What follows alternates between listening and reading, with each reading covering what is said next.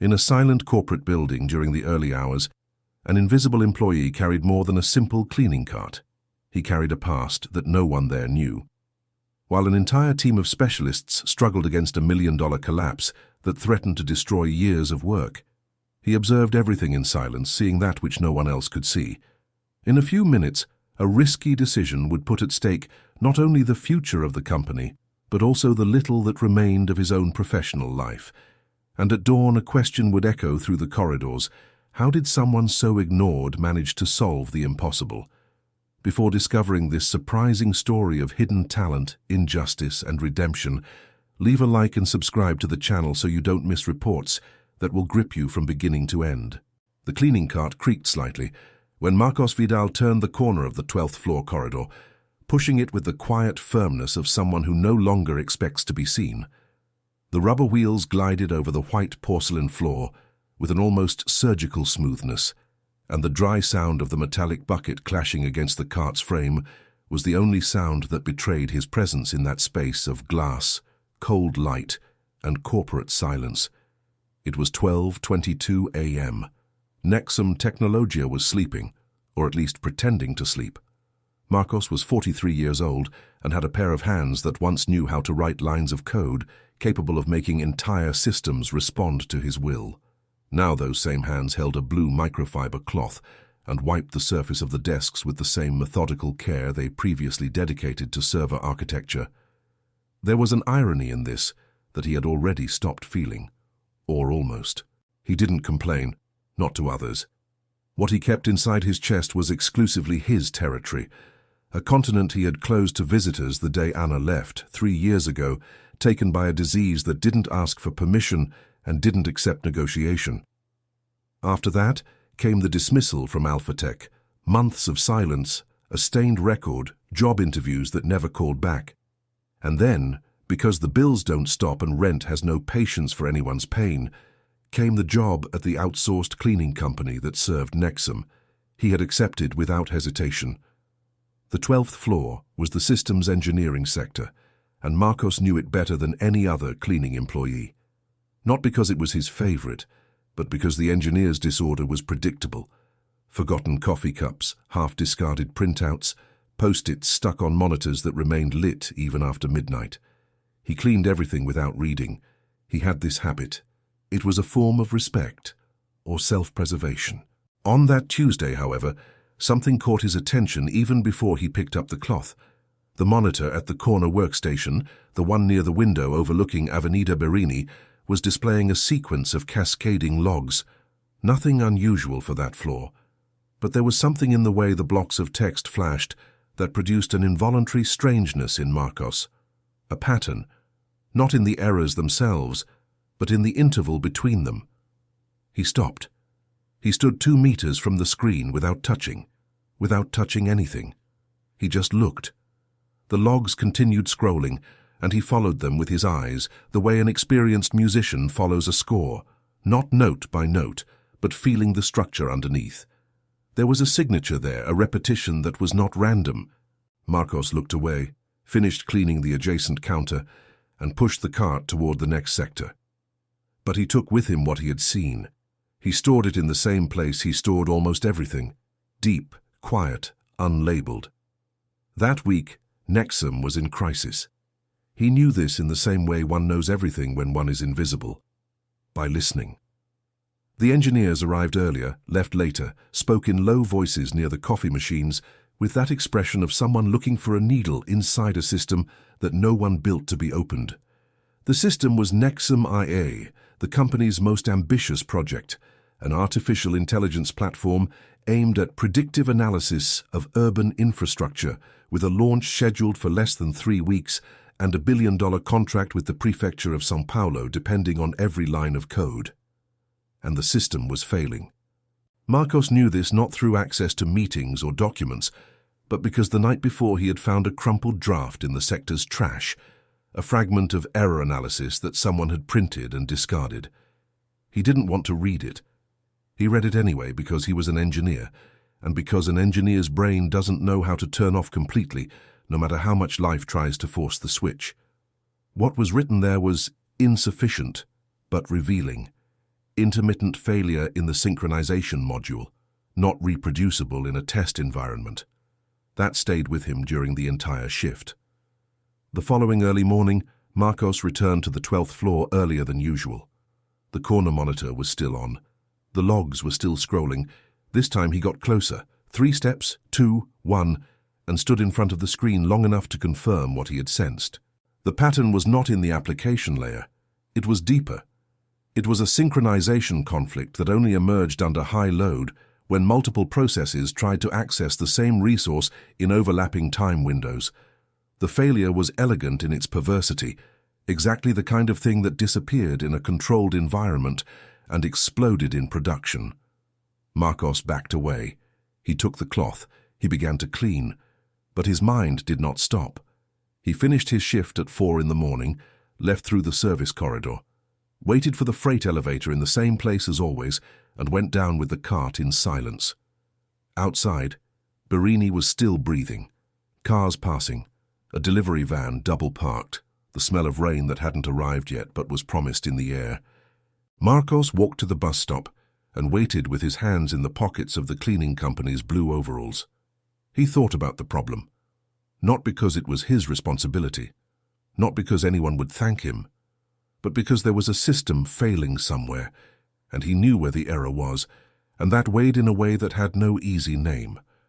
On the bus back home, to the small apartment in the Ipiranga neighborhood, he stayed awake until 6 in the morning doing mental calculations that he didn't write down anywhere. He just let them exist, as he had always done with the things he didn't know what to do with.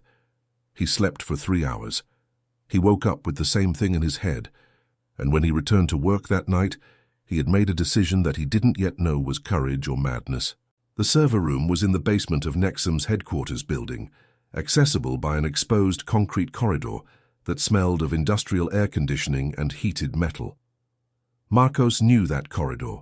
He passed through it every week with the cart, cleaning the floor and the outer surfaces of the panels without ever touching what was inside. There was a camera at the entrance, another at the back. He had mapped the angles involuntarily, the same way he mapped everything, not by intention but because his head never stopped working like an engineer's head. It was 2:40 in the morning when he went down. He left the cart in the basement service corridor, out of reach of the main camera. He had with him a pair of thin rubber gloves that he used for more aggressive cleaning products, and inside his overall pocket, a small notepad with a pen attached to the spiral. He did not have authorization to enter the server room. He knew this clearly. He also knew that, if caught, he would be fired before dawn. But there was one thing that weighed more than the fear of losing his job, the certainty that he knew what was wrong, and that standing still was a form of complicity with the chaos. The server room door was protected by a badge reader. Marcos's badge did not have access, but the door was technically stuck, not physically. The frame was slightly misaligned, a defect he had noticed weeks ago when an IT technician had entered in a hurry and the automatic lock had not fully engaged. He had almost mentioned it to the supervisor. He didn't. Now he pushed the door carefully. It gave way. The interior of the room was cold and noisy, with the constant hum of the cooling units composing a deep, steady note that seemed to come from inside the earth. Rows of metallic racks stretched for approximately 15 meters, and the LED lights blinked in distinct rhythms, each telling a story in binary. Marcos walked slowly, reading the identifiers on the sides of the equipment until he found the Nexum IA central cluster. The diagnostic terminal was active. He sat in the chair and looked at the screen for almost a minute without touching anything. Then he began. His fingers, which for 3 years had not touched a production keyboard for a real purpose, moved with an almost reverential caution. He was not confident. He was methodical, which is different. Confidence can be an illusion. Method is not. He opened the complete system logs and began to read with the same concentration he once dedicated to projects worth tens of millions of reais. The problem was exactly where he had sensed it. The Nexum IA synchronization module used a shared resource locking mechanism that worked well under normal conditions, but developed a specific race condition when more than 13 simultaneous processes tried to write to a certain state table during load peaks above 70% capacity. The conflict did not generate an immediate and visible failure. It silently corrupted a part of the state cache, which only manifested as a critical failure after a variable interval between 8 and 20 minutes. That was exactly why the teams couldn't reproduce the error in tests. No controlled environment reached the necessary load. Marcos wrote in the notepad line by line the sequence of the problem. Then he stood still for a moment, looking at the keyboard. What he could do there was a temporary fix, not the definitive solution, but something that would stabilize the system until the technical team could implement the structural fix safely. He typed with precision. The modification took 11 minutes. Each command was documented in the notepad, each parameter change recorded with the notation he had learned at the beginning of his career, when his mentor repeated that code without documentation was just noise. When he finished, he waited. The logs continued scrolling for 2 minutes. Then, gradually, the intervals between errors began to increase. And then they stopped. The system stabilized. Marcos stared at the screen for a time he couldn't measure. There was no triumph in it. There was only the quiet satisfaction of someone who solves an equation that was bothering them, regardless of the context. He saved a text file with the complete documentation of what he had done. File name, date, time, description of the problem, description of the fix, and observations on residual risk, and left it on the terminal's desktop with the legible name Annalise Erro, Sync, Temporaria, TXT. Then he stood up, took off the gloves, folded the notepad, and left. The corridor door was still as he had left it. The cart was still in place. He pushed it back to the freight elevator with the same calm pace as always, went up 2 floors, finished cleaning the 10th floor bathrooms, and left when his shift ended at 4. On the bus, he didn't think about what he had done. He thought about Anna, as he thought every early morning back home, not with the acute pain of the early times, but with the serene longing of someone who learned to carry an absence without letting it occupy all the space. Anna would have said he was an idiot for risking his job, and then she would have smiled that crooked way and said it was the kind of idiocy she expected from him. He fell asleep thinking about that. The next morning, the Nexum office woke up to a different silence. The engineers who arrived at 8:30 found the monitoring dashboards stable, something that hadn't happened for 4 days. There was a moment of collective confusion, then suspicion, then an anxious scrutiny of the logs to understand what had changed. Someone found the file on the diagnostic terminal's desktop. Guilherme Falcão, the technical leader of the Nexum IA project, read the document 3 times before calling his team. He was 38 years old, had a master's degree in distributed systems from USP, and the expression of someone who had been sleeping less than 4 hours a night for a week. When he finished reading for the 3rd time, he remained in silence for a long moment. The analysis was correct. Not just correct. It was detailed in a way that he himself wouldn't have been able to produce in that state of exhaustion. The problem had been identified, documented, and temporarily fixed by someone who clearly understood distributed systems at an expert level. But who? Guilherme checked the terminal accesses. The record showed an entry at 2:56 in the morning, outside the hours of any team member. He went to the security sector, asked for the recordings, and stared at the screen for a time that the security guard on duty would later describe as disturbing. In the recording, a man in blue overalls, an outsourced badge and rubber gloves entered the server room, sat in front of the terminal, and worked in silence for 11 minutes. Guilherme said nothing immediately. He saved the flash drive with the recording, went back to his desk and sent a direct message to the CEO. Renata Drummond had the habit of arriving at Nexum before 7 in the morning. Not because she had to, she was the CEO, she could arrive whenever she wanted, but because she liked that interval of silence before the office woke up. It was the only moment of the day when she could think without someone needing her for something. Sometimes she stayed in the glass room on the 20th floor with just a coffee, and the city of São Paulo expanding below, like a living organism that didn't know it was being observed. That Wednesday, Guilherme's message had arrived at 8:14 the previous night, while she was still at home reviewing contracts. It was 2 lines. I need to show you something. It's about the system, but it's not about the system. She had replied with a question mark. He had replied, tomorrow morning before the others. Renata was 46 years old, had a 22-year trajectory in the technology sector, and the temperament of someone trained by life not to be surprised. But what Guilherme put on the table at 7:20 that morning achieved the improbable feat of leaving her without a response for almost 2 minutes. She watched the video twice, read the document 3 times. Then she looked at Guilherme with an expression he couldn't classify exactly. It wasn't anger, it wasn't confusion. It was more like that intense concentration she reserved for moments when something important was about to change direction. "The analysis is correct," she stated. "It wasn't a question." "It is. I ran the tests this morning.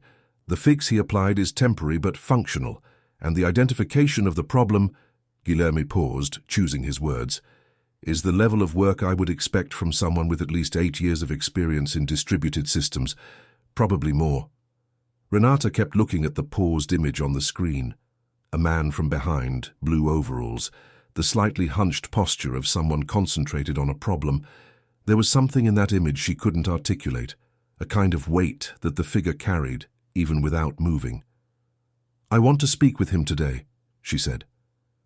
Guilherme nodded, but there was a hesitation in the gesture. "You know he accessed a restricted environment without authorization." "I know. And you know he saved the project." Renata stood up, took her coffee. "Bring him to me before HR takes any action. I want to hear what he has to say before any process is initiated." Marcos arrived at work that night at 10, as always. He was changing clothes in the outsourced workers' locker room when the shift supervisor, Donna Conceição, appeared at the door with an expression that mixed embarrassment and curiosity in equal parts. She said there was an internal request for him to go to the 20th floor. Now. Marcos stood still for a second with his overalls halfway up his shoulders. Then he finished dressing, adjusted his badge, and followed the supervisor without asking questions. The social elevator, not the freight one, was an experience he had stopped having at Nexum. The doors opening onto the 20th floor revealed a different corridor from the others. Dark carpet, indirect lighting, artworks on the walls that didn't try to look accessible. It was the executive floor. Marcos kept a steady pace. Renata Drummond's room had an entire wall of glass facing south. The city of São Paulo stretched out there like an irrefutable argument about scale and complexity. There were 2 people waiting, a woman sitting behind a large desk and a man Marcos recognized, Guilherme Falcão, the technical leader whose discarded printouts he had found in the trash days before. Guilherme recognized him in the same instant. There was an expression on the engineer's face that Marcos couldn't name immediately, a mixture of shock and discomfort that was, deep down, the face of someone who just realized they had looked at a person without really seeing them. Renata kept looking at Marcos for a moment before speaking. It wasn't a look of judgment. It was a look of genuine evaluation, the kind that recognizes a person instead of a position. "Sit down," she said. Marcos sat. "You entered the server room without authorization," she said. There was no accusation in the tone, just a statement. "I did," he replied. "And you identified and temporarily fixed a failure that our technical team hadn't been able to solve in 4 days." Marcos looked at her without looking away. "I identified it, yes." Renata tilted her head slightly. "I want you to explain it to me. From the beginning." And he explained. Not with the shrunken posture of someone trying to justify themselves, but with the direct clarity of someone describing a technical problem to a colleague of equivalent level. He spoke about the pattern in the logs, about the discarded file, about the race condition in the synchronization module, about the decision to intervene and the reasoning behind each step of the fix. Guilherme said nothing during the explanation, but the second time, Marcos mentioned the specific resource locking mechanism. The engineer leaned his body slightly forward, as if he needed to hear closer. When Marcos finished, there was a different silence in the room. Not the silence of someone who doesn't know what to say, the silence of someone who is processing. It was Guilherme who spoke first. "Do you have a background in distributed systems?" "I do." Marcos paused. "I did, for a time." "Where did you work before?" Renata asked, and the question was gentle, but there was a depth behind it. "At a company called Alphatech. I was terminated 3 years ago." "Why?" she asked. Marcos looked at the desk for an instant, not out of shame, but because he had learned to measure how much of this story he told to whom and when. Then he looked back at Renata. "That's a longer story," he said. Renata didn't look away. "We have time." And there, in that glass room on the 20th floor, with São Paulo shining below and the coffee getting cold on the table, Marcos Vidal began to tell a story he had kept for 3 years. Not all of it, just enough so that the woman in front of him understood that the man in the blue overalls had not reached that floor by accident. He had arrived through a trajectory that urgently needed to be re-examined. Alphatec had been for almost a decade the center of gravity of Marcos Vidal's life. He entered as a junior analyst at 26, left, or was removed, as a senior systems architect at 40. In the interval between those two versions of himself, he had built data pipelines, led engineering teams, been the technical manager for projects worth more than he could comfortably name, and there had also been, in the midst of it all, meeting Anna on a Friday afternoon at a conference in Campinas, marrying 2 years later, building a life that seemed solid enough to resist whatever came. It didn't resist everything, but that part he didn't tell that night. What he told was what happened in the last quarter of his time at Alphatec. The company had signed a large contract with a logistics infrastructure operator, a complex migration of legacy systems to a hybrid cloud platform. Marcos had led the technical team. The project was on time, on budget, with all indicators in the green. Then came the incident. In the week of the go-live, a set of data was migrated with an incorrect permission setting, temporarily exposing sensitive client information before the error was detected and corrected. The exposure time had been less than 40 minutes. No data was accessed externally. The audit logs were conclusive about that. But the client was furious, threatened to break the contract, and demanded someone be held responsible. Alphatec took 3 days to find that responsible person, and the responsible person was Marcos. The internal report pointed to human error in the review of migration parameters, and the name on the line of responsibility was his. He was fired for cause, which blocked his professional record with a mark that no company in the sector ignored easily. The internal process had been conducted by the operations director, Eduardo Sampaio, a man Marcos had known for 7 years and with whom he had lunched dozens of times. What Marcos didn't know at the time, what he would only suspect much later when he was pushing a cleaning cart in silence and had too much time to think, was that the incorrect configuration had not been his mistake. There was an email he had sent explicitly pointing out the risk of that configuration and asking for a review before the go-live. An email that somehow had disappeared from the company's record server before the internal process. But suspicion is not proof, and without proof, he had swallowed the accusation and left with the mark. Renata listened to all this without interrupting. When he finished, she remained in silence for a moment, her fingers lightly interlaced on the desk. Guilherme, beside her, looked at his own lap with the expression of someone recalibrating several things at once. "Do you have any record of this suspicion?" she asked. "Anything that documents the email or the internal process?" Marcos opened his hands, a small gesture that contained all the impotence of 3 years of silence. "I have the draft of the email saved on a personal server. I never knew if that would have any value." "It does," she said. And there was a determination in the tone that wasn't a promise, but was very close to it. Guilherme looked up. "Renata, before anything else, we need Marcos working on the definitive fix. The launch is in 18 days. She nodded. But there was something more in her decision, a layer that lay beneath the immediate pragmatism. She had reached where she was by knowing how to recognize competence in places where others didn't look. It was a skill that took time to develop, and that sometimes bothered her because of everything it implied about the places where competence used to be ignored. "Marcos," she said, "you are invited to lead the definitive fix of Nexum IA along with Guilherme's team. Formally, I will need some internal processes to regularize your status. But technically, you start now." Marcos stared at her for a moment. What he felt wasn't exactly surprise. It was more like the sudden rebalancing of something that had been tilted for a long time. "And my current job?" he asked. "I will deal with the outsourced company personally," she said. You lose nothing by accepting. He nodded. He accepted. That same night, Marcos Vidal went up the social elevator for the second time, this time with a temporary access badge for the 12th floor and a chair with his name in a room where hours before he had passed only with a microfiber cloth in his hand. The engineering team knew before breakfast. The news traveled through the floor in a combination of shock and skepticism that was, at its core, just the natural texture of prejudice meeting a fact it couldn't process properly. A janitor, going to lead the system fix, with Guilherme Falcão by his side. There was an engineer named Tiago Meireles who reacted with particular difficulty.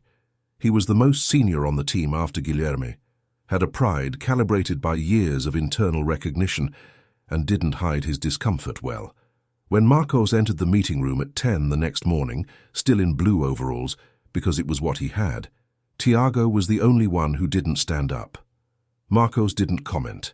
He pulled out the chair, opened the notepad, and before any introduction was made, began to draw on the whiteboard the exact architecture of the problem, layer by layer, with precision that is only possible when one understands a system from the inside out. When he finished, there was silence in the room. Tiago looked at the board with an expression that was on the way between resistance and recognition. The definitive fix would not be simple. It would require refactoring the synchronization module without bringing down the system in a production environment with a minimal margin of error. It was the kind of operation that, if it failed, could compromise not only the launch, but the entire reputation of the company. Guilherme looked at Marcos. "Do you have a plan?" "I do," he replied. And he began to explain. It was the same man who had entered through the back door with a cleaning cart 3 months earlier. But the room he was in now was different, and the people around were beginning slowly to perceive the difference between those who appear and those who remain. The days that followed were of an intensity that Marcos had not experienced for 3 years, since the last week at Alphatec, when he still believed there was something to save. But there was a fundamental difference between that tension and this one. At Alphatec, he had worked while feeling the ground giving way beneath his feet. At Nexum, the ground was firm, or at least becoming firm. The fix plan he had sketched on the whiteboard was elegant in theory and risky in practice. The central idea was to replace the shared resource locking mechanism with a system of asynchronous queues with dynamic priority, an architecture that would eliminate the race condition without requiring the system to be turned off. The implementation would need to be done in stages, each tested exhaustively before the next, with a planned rollback for each risk point. Guilherme had reviewed the plan and agreed with the structure.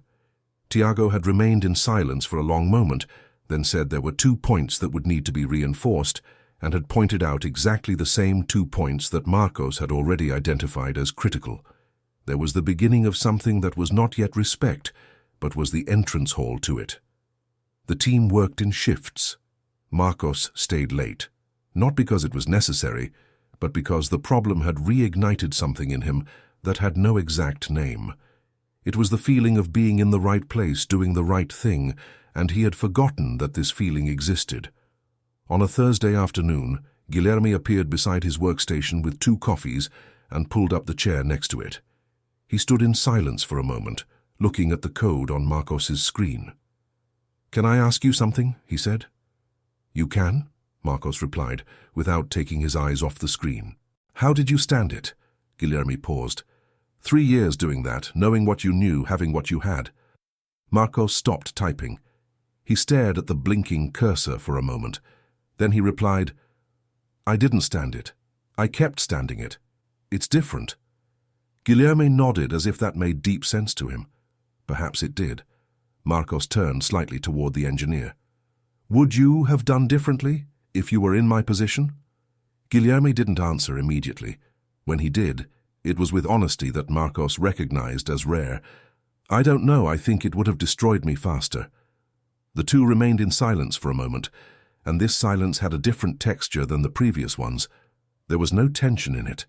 It was the silence of 2 people who were discovering they could exist in the same space without needing defenses. Meanwhile, on the 20th floor, Renata Drummond was having a conversation that was not on any agenda. She had asked the internal legal department to look into whatever was possible regarding Marcos's dismissal process at Alphatec. It was an unusual request, a CEO asking for an investigation into a former employee of another company who now cleaned her corridors, but Renata had learned that unusual investigations are frequently the ones that matter. What the legal team found in 48 hours was not conclusive, but it was suggestive enough to change the tone of the situation. Alphatec's internal report on the incident had pointed to human error in the review of migration parameters, and Marcos's name had been the only one mentioned. But there was a temporal inconsistency in the record. The deletion date of some emails from the corporate server coincided exactly with the period of the internal process. Coincidences like that exist, but rarely with that precision. Even more revealing, the operations director who had conducted the process, Eduardo Sampaio, had left Alphatec 2 months after Marcos's dismissal with a considerable exit package, and he had taken a position at a competing company that had the same logistics client, the same one that had demanded someone be held responsible for the incident. Renata read the report twice. Then she asked for a second cup of coffee and stared out the window at the city for a time that her assistant would later describe respectfully as long. There was a possible logic in that data, an ugly, functional and human logic, the kind that appears when someone needs to protect a contract and finds an available name to put in front of the fire. She knew how that worked. She had seen variations of this mechanism throughout 20 years in the market, and every time she saw it, she felt the same quiet nausea. She sent for the legal director. "I want to deepen this," she said, "not as litigation, as an integrity investigation." "Is there enough basis?" the director asked. "There is enough basis for it to be our obligation to verify," Renata replied, while the layers of Marcos's past began to be discreetly excavated on the 20th floor.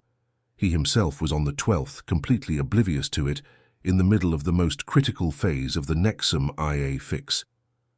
The implementation of the first stage had occurred without problems. The second stage was underway. There were 10 days left until the launch and the system was behaving stably, but Marcos knew that the current stability was that of a structure in transition, not a completed structure. The worst point lay ahead. On Friday night, when most of the team had left, Tiago Meireles appeared beside Marcos's desk. He was wearing a coat, ready to leave. He stood for a moment without saying anything. "That asynchronous queue proposal," he finally said, "with dynamic priority. Had you implemented that before?" "Once," Marcos replied, "in a different context. But the logic is the same." Tiago nodded slowly. "It's better than what we had," he said. "Simple as that." And he left. Marcos stared at the screen after the engineer left. It was a small moment, a direct and dry sentence without pomp, but there was in it something he had stopped receiving for 3 years, the recognition of a peer. He went back to the code. There was still much to do, but the weight in his chest was 1 degree lighter than the day before, and that, he discovered that night, was enough to continue. The night of the definitive fix arrived with the impassive punctuality of inevitable things. It was a Tuesday early morning, 7 days before the launch, and the 12th floor of Nexum was more illuminated than at 3 in the afternoon, a condition that the employees of the neighboring building would later comment on among themselves, without knowing exactly what was happening inside. Marcos had spent the previous 5 days refining every detail of the operation. The plan was documented in 46 pages, and each team member had read it at least twice. There were verification points at each stage, clear criteria for continuing or reverting, and a communication protocol that Guilherme had insisted on formatting as a checklist, because when people are exhausted and under high pressure, lists work better than judgment. Renata was present. She had said she would stay in the background without interfering in the technical dynamics, but wanted to be available if necessary. She sat in a chair near the wall with her laptop and a coffee and kept her word. She was present without occupying space that wasn't hers. At 2 in the morning, Marcos initiated the sequence. There were 6 people in the room. Him, Guilherme, Tiago, 2 younger engineers named Rafael and Camila, and a database specialist who had been specifically summoned for that stage. The room smelled of coffee and concentration, and the only sound was that of keyboards and breathing. The first stage was completed in 40 minutes. The system did not flicker. "Good execution," said Guilherme, and the tension in the room dropped a degree. It didn't disappear, it just dropped.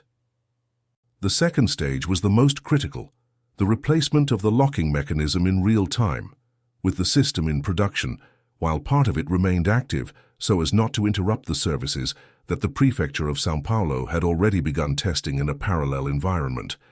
It was surgery with the patient awake, and Marcos knew it.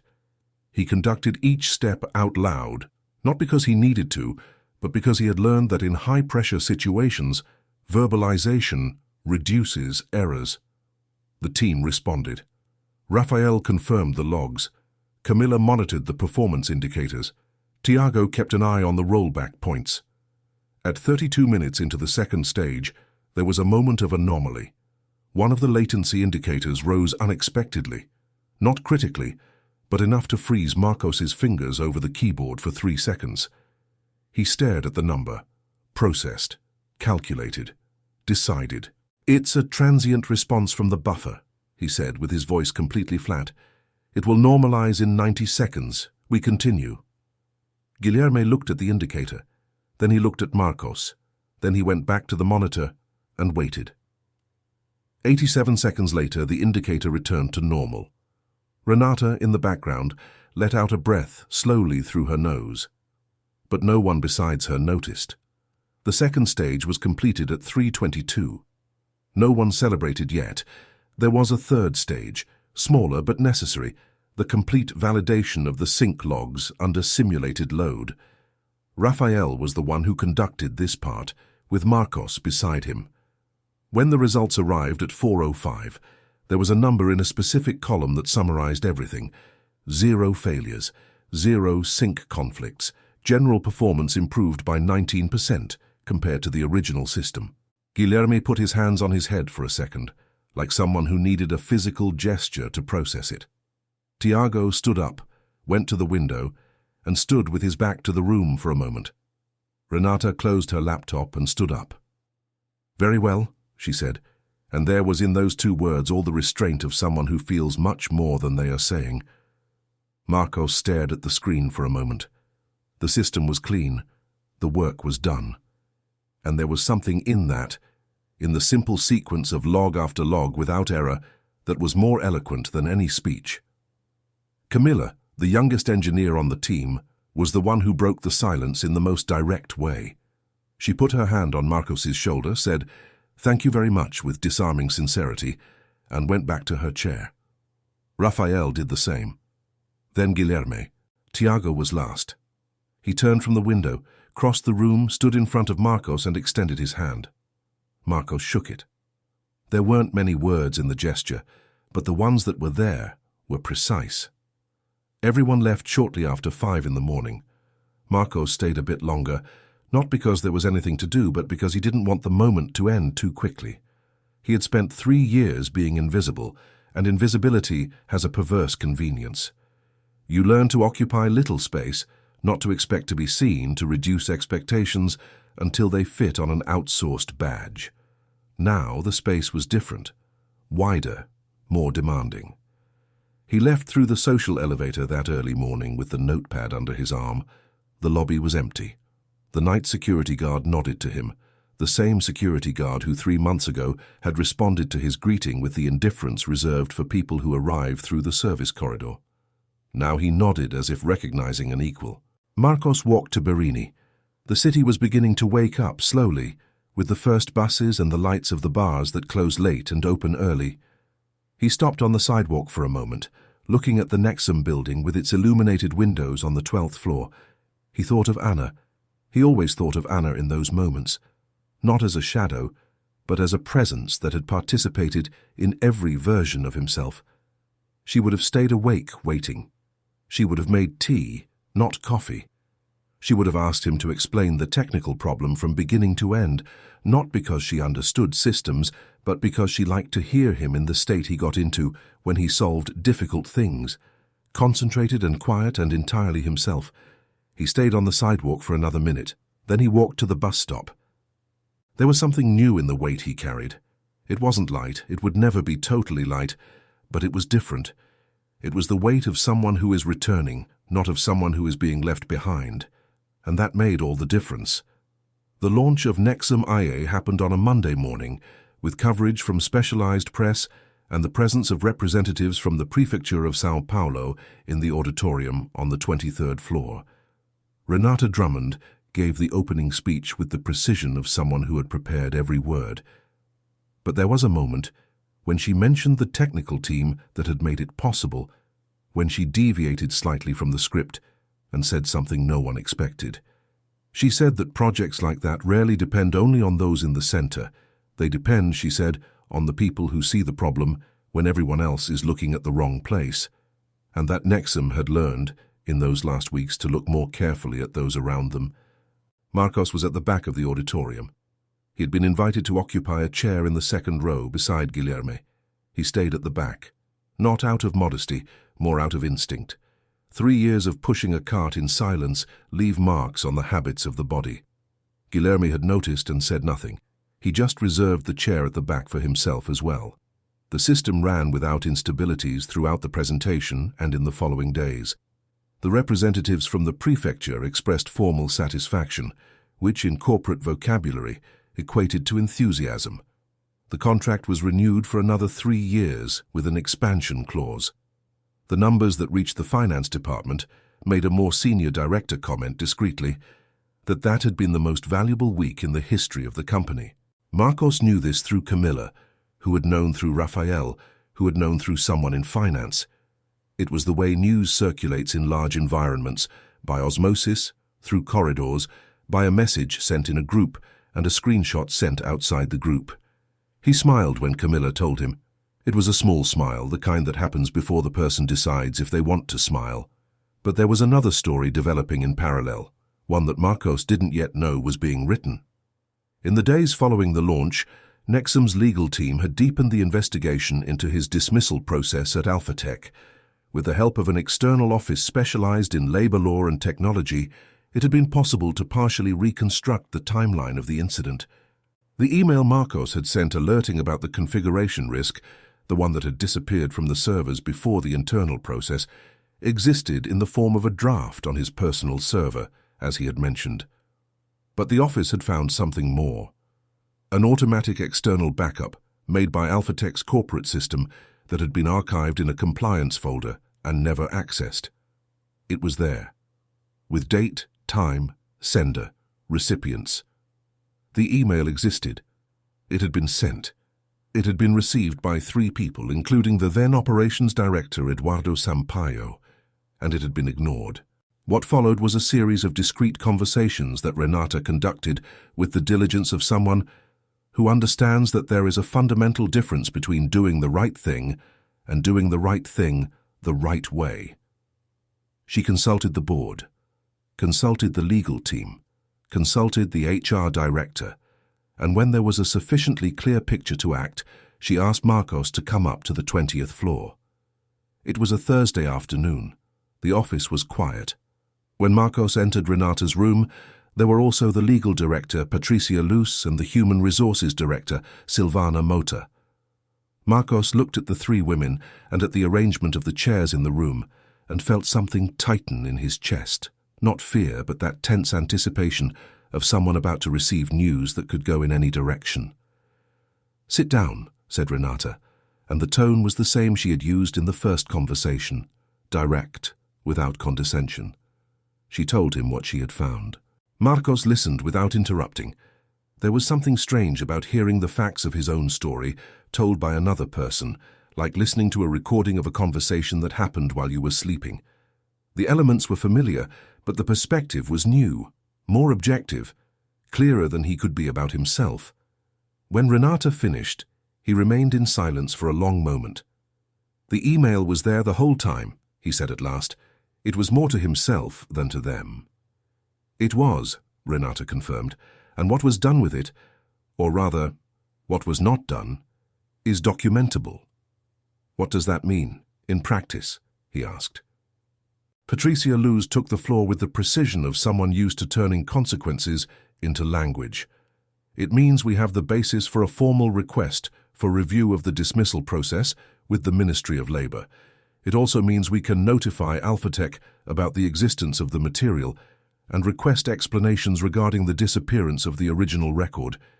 It's not a guarantee of a result, but it is robust material. Marcos looked at the desk. There was a folder with documents, a flash drive, a printed sheet with dates and names. His life documented on A4 paper as if it were an audit case. "Why did you do this?" he asked, and the question was honest, without resentment, without distrust.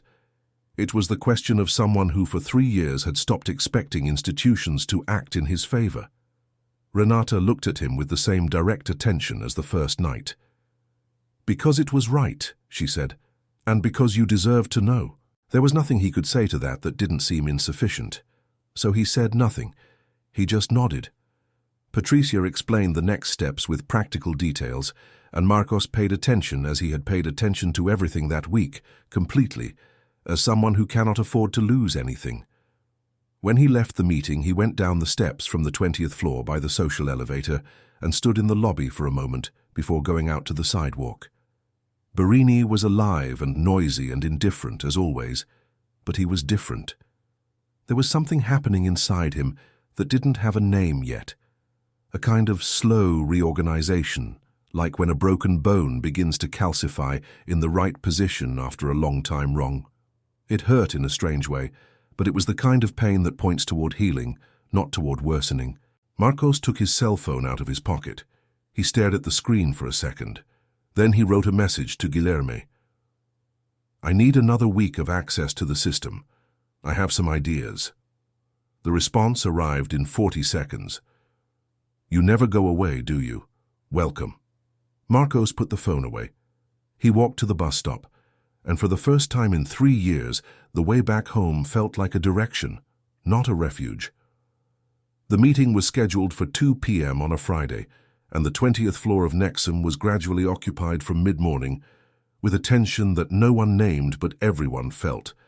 That specific electricity of moments when something is about to be said out loud and can no longer be undone.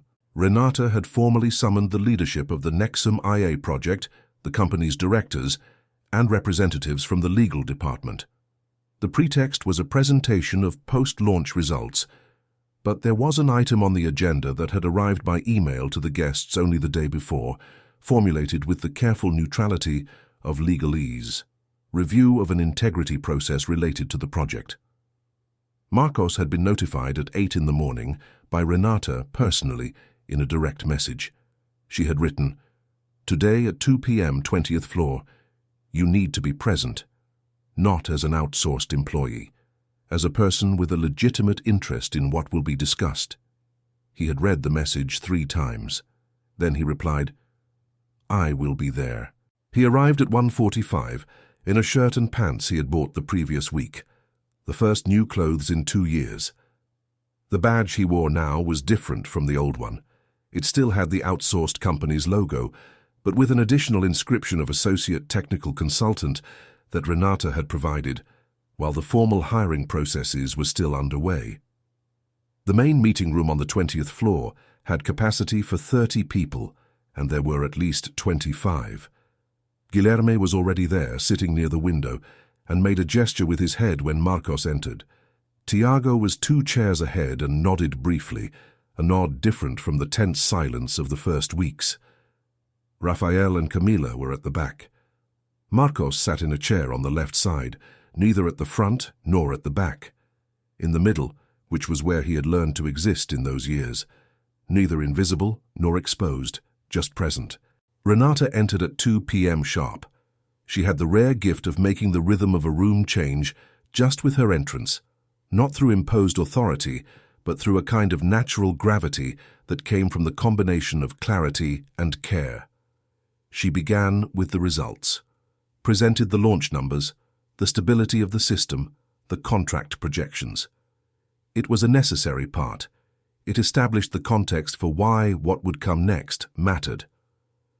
Then she said, with the same direct voice she had used in more private conversations.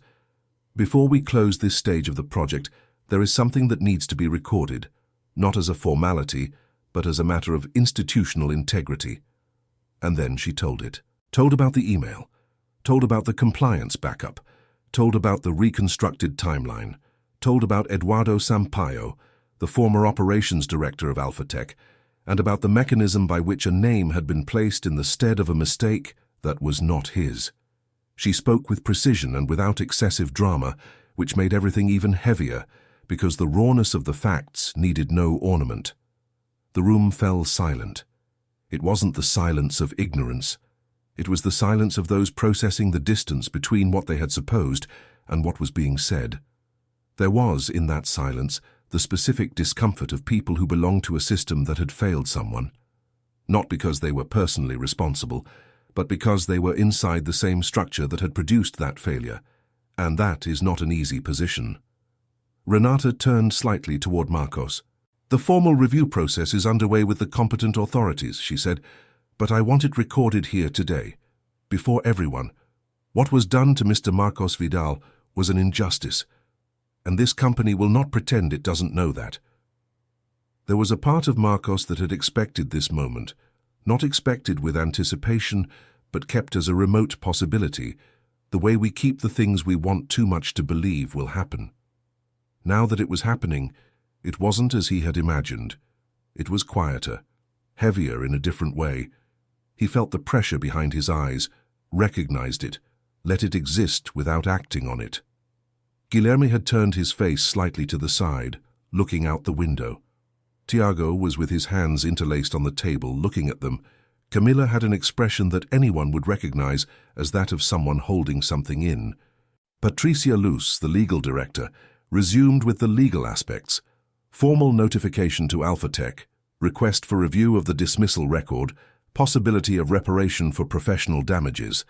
She made a point of saying that results were not guaranteed, but that the documentary basis was solid. Marcos listened with attention. Then, when there was a moment of opening, he spoke. It wasn't long. There was no prepared speech. He said he had spent 3 years believing that perhaps he had done something wrong that he couldn't identify, that perhaps the internal report was correct in some way he didn't see, and that discovering that he wasn't, that there was documentation, that there was proof, was a thing that had no adequate words to describe, but that he would try. It was like putting back in place a bone that had calcified crooked. No one laughed. No one said anything immediately. But there was in the air of that hall something that wasn't there when the meeting had begun. A kind of redistributed weight, like when an injustice is named and can no longer be pretended as non-existent. After the meeting, with people already standing up and the murmur of conversation returning, Guilherme approached Marcos and stood by him for a moment. "Are you okay?"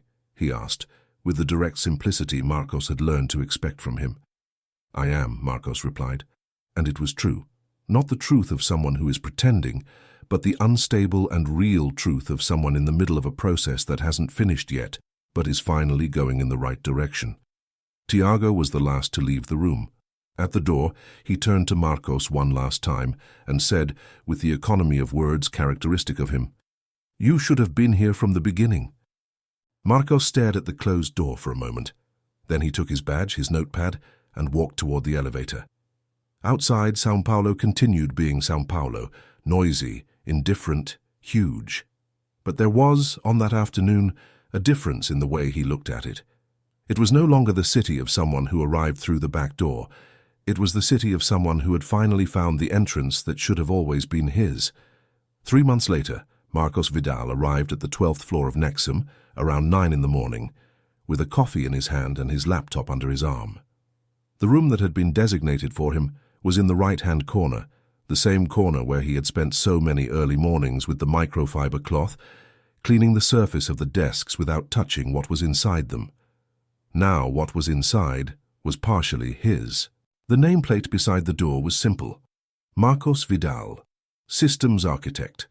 He had asked Renata for it to be exactly like that, without an inflated title, without a corporate adjective, just the name and the function. She had agreed with a smile that said she had understood more than the words. The labor review process had advanced with the methodical consistency of things that have solid documentation. Alphatec had responded to the notification with a defensive posture that Patricia Luz's office had anticipated, and for which it already had a strategy. Eduardo Sampaio, consulted within the process, had claimed he didn't remember the details of the case, a statement that the existence of the email on the backup server made increasingly difficult to sustain. The process would still run for a few months, but the record of dismissal for cause had been provisionally suspended, which meant the stain that had blocked Marcos's path through the job market for 3 years was provisionally removed, with a strong indication that the removal would be permanent. At Nexum, things had settled with the speed characteristic of environments that already have an established rhythm.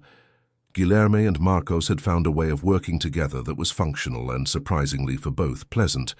Two technical intelligences with different styles that complemented each other well when they didn't try to be the same. Tiago had evolved from a careful neutrality to something Marcos would describe, if pressed, as genuine mutual respect. It was enough.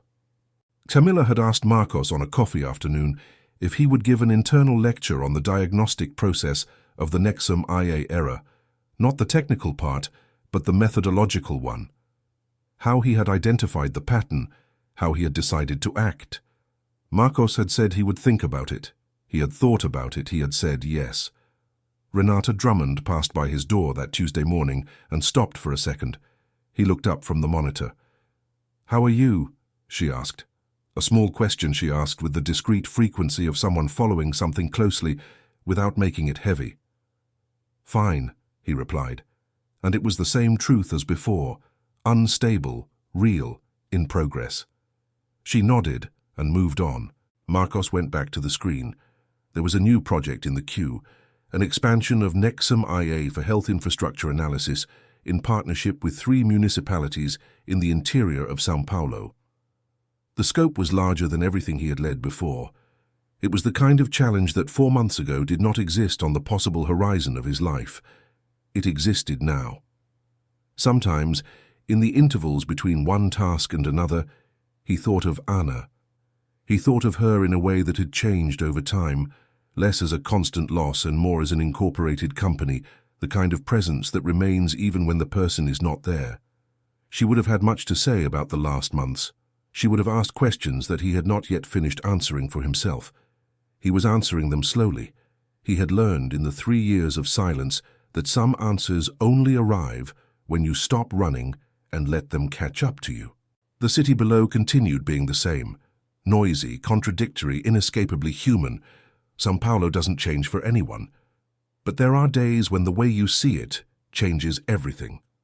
Marcos opened the file for the new project, read the first lines of the scope, and began to work, not with the urgency of someone who needs to prove something, with the tranquility of someone who is finally in the right place.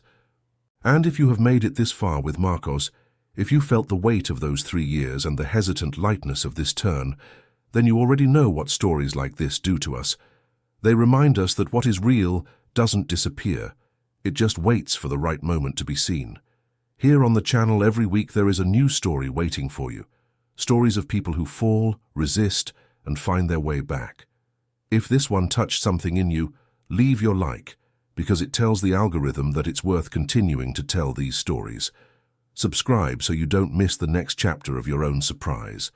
And in the comments, tell us, have you ever had a moment when you were underestimated and found a way to show who you really are? We want to hear. Until the next story. End of story.